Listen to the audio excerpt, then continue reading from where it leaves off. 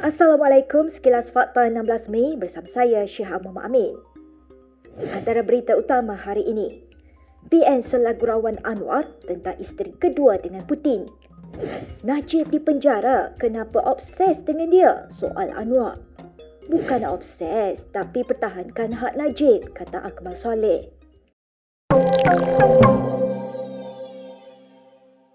Memalukan, Perdana Menteri Anwar Ibrahim dikritik kerana membuat gurauan berkaitan isteri kedua dalam pertemuannya dengan Presiden Rusia Vladimir Putin dalam lawatan rasmi ke Moskow. Tindakan itu dianggap kurang bijak, kurang sensitif terhadap budaya setempat sekaligus mencetuskan kecanggungan diplomatik. Menurut Ketua Penerangan Bersatu Wan Saiful Wan John, Anwar patut berasa malu kerana tidak sedar Rusia negara Kristian Ortodoks yang mengharamkan poligami. Katanya, Putin mengambil kesempatan untuk menunjukkan kejahilan budaya Anwar kepada media. Anggota Parlimen Tasik Gelugur itu mendakwa Putin juga sengaja memperolok Anwar dengan mendedahkan perbualan mereka. Wan Saiful juga berkata, insiden itu menjadikan Malaysia bahan ketawa dunia. Dalam sidang media bersama kemarin, Putin mendedahkan Anwar bergurau padanya bahawa kerusi tahta ketiga yang tidak dilabel di dalam Dewan Besar St. Andrew adalah untuk isteri kedua. Thrones. One of them is for Tsar, the second one is for his wife. And what do you think the third throne, what is it for? Who is it for? And without even thinking, Prime Minister said for the second wife. I have to say that our traditional values maybe are not the same, but the exchange of information is always useful for both parties. Ada yang obses dengan Najib? Betul ke? Perdana Menteri Anwar Ibrahim mempersoal ketaksupan sesetengah pihak yang jelas terhadap skandal 1MDB dan bekas Perdana Menteri Najib Razak. Bercakap dalam program 101 East terbitan Al Jazeera, Anwar Ibrahim turut menegaskan terdapat berbilion-bilion ringgit lagi yang dicuri oleh para pemimpin lain. 1MDB, one major case is ongoing. But these people who've been obsessed with only Najib and 1MDB, I do not share. If you listen to them, the only problem in Malaysia is Najib and 1MDB scandal. I am telling you, yes, part of the scandal. It's not just Najib Prime Minister. There were Prime Ministers before him, Ministers of Finance before him, after him. Go after them. Why protect some? Why having this obsession? Tambah Anwar, ketika ini dia menjadi Perdana Menteri, justru tahu lebih banyak lagi maklumat berkaitan skandal negara. Dalam program yang bersiaran selama 25 minit itu, Anwar sekali lagi mempertahankan tindakannya menyerahkan permohonan pengampunan Najib kepada Lembaga Pengampunan Wilayah Persekutuan. Anwar berkata dia hanya mempertahankan hak perlembagaan seorang banduan dengan bertindak sebegitu. Sementara itu, dalam respon balas, Ketua Pemuda UMNO Dr. Muhammad Akmal Soleh menafikan dakwaan Anwar bahawa wujud segelintir pihak yang obses kepada Najib. Sebaliknya, Akmal menegaskan pihak berkenaan hanya mempertahankan hak Perdana Menteri ke-6 itu yang telah mendapat tahanan rumah kurniaan oleh Yang di-Pertuan Agong sebelum ini. Menegaskan perkara itu, Akmal berkata pihaknya tidak turun melakukan demonstrasi untuk mempertikaikan keputusan mahkamah seperti yang pernah dilakukan oleh para penyokong Anwar satu ketika dahulu. Nurul Izzah Anwar sekali lagi mengulangi pendiriannya yang tidak bersetuju dengan keputusan kerajaan menyambung kontrak Azam Baki sebagai pegawai tertinggi SPRM.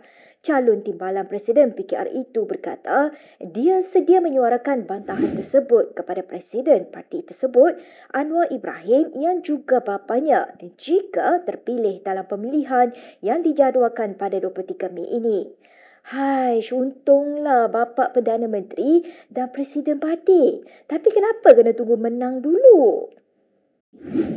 I hope as deputy I can focus a lot on stressing and expanding the scope of reforms as we can within the party's ambit, inshallah.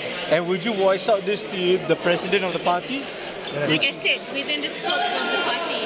Thank you. Nurul Izzah berkata demikian kepada media selepas program pertemuan khas anggota dan pimpinan keadilan wilayah persekutuan di Kuala Lumpur malam semalam. Pada 10 Mei lalu, Nurul Izzah Anwar mengkritik pelantikan semula Azam sebagai Ketua Pesuruhjaya SPRM buat kali ketiga dan menganggapnya sebagai keputusan yang tidak dialu-alukan.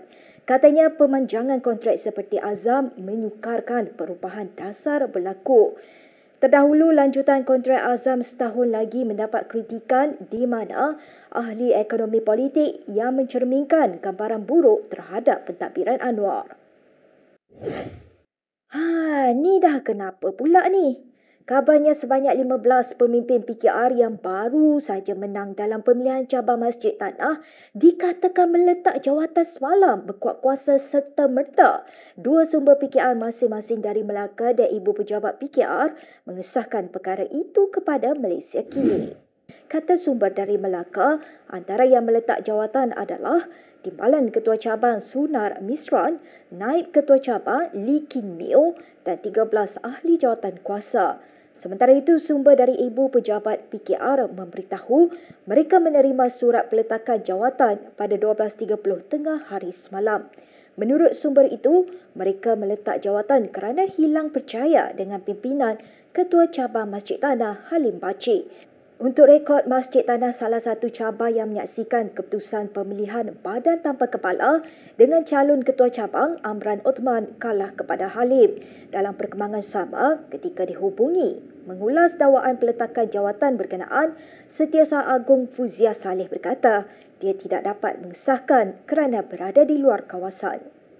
Sementara itu, FMT hari ini melaporkan semua 15 pemimpin PKR bahagian Masjid Tanah itu yang meletak jawatan semalam telah menarik balik keputusan itu dan berikrar akan terus berkhidmat kepada parti. Menurut portal berita itu, surat bertarikh hari ini yang ditujukan kepada Fauzia Saleh menyatakan keputusan menarik balik peletakan jawatan itu dibuat selepas rundingan dengan pelbagai pihak berkepentingan dan menilai semula keadaan di bahagian. Jika anda menyukai laporan yang dihasilkan Kini TV, kami amat berbesar hati jika anda boleh membuat sedikit sumbangan kepada kami. Anda boleh menyumbang dengan scan kod QR yang tertera di skrin atau klik pada pautan yang disertakan di bawah. Sokongan anda akan membantu Kini TV menjalankan peranan semak dan imbang serta menghasilkan lebih banyak berita yang berkualiti. Terima kasih atas sokongan anda. Baik, seterusnya jom kita lihat satu tinjauan undi yang dibuat di YouTube Kini TV. Ahli Parlimen PKR Wong Chen menggesa kerajaan mempertimbangkan kenaikan gaji ahli parlimen bagi memastikan mereka dapat menjalankan tugas dengan lebih cekap dan berkesan. Namun, Pemuda Bersatu semalam menentang cadangan tersebut dengan alasan rakyat sedang menghadapi kesusahan. Apa kata mereka di YouTube? Adakah mereka setuju dengan kenaikan gaji ahli parlimen? Majoriti 59% mengundi tidak bersetuju kerana situasi ekonomi yang tidak menentu ketika ini. Manakala hanya 17% bersetuju kerana ia dapat menambah baik tadbir urus dan mengurangkan rasuah. Di bahagian komen pula, ada yang berpendapat jika diberi gaji RM100,000 sebulan pun tidak semestinya dapat membendung rasuah. Bagaimana dengan pendapat anda di rumah?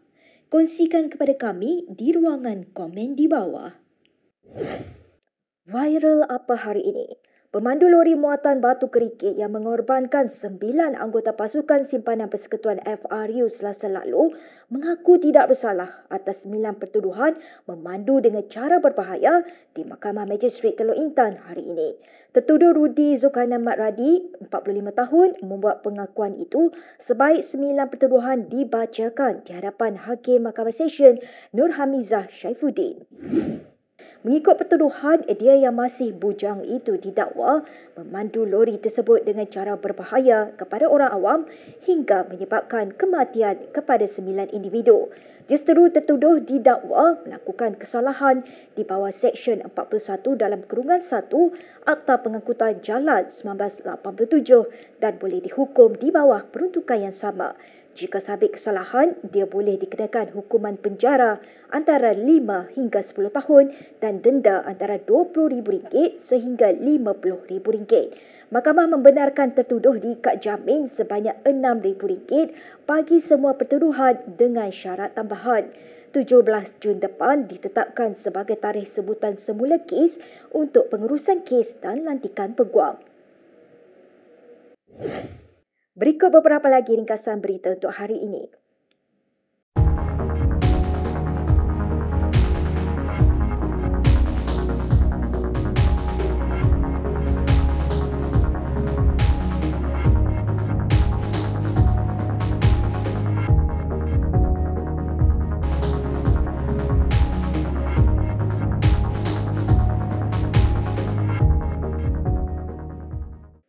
Setiap insan hebat bermula dengan seorang guru. Terima kasih kepada para pendidik di seluruh negara.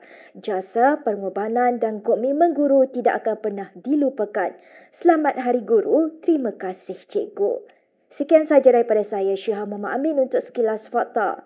Untuk lebih banyak berita, anda boleh melayari kinitv.com. Anda juga boleh mengikuti kami di Instagram, Twitter, YouTube dan Facebook. Salam hormat dan jumpa lagi.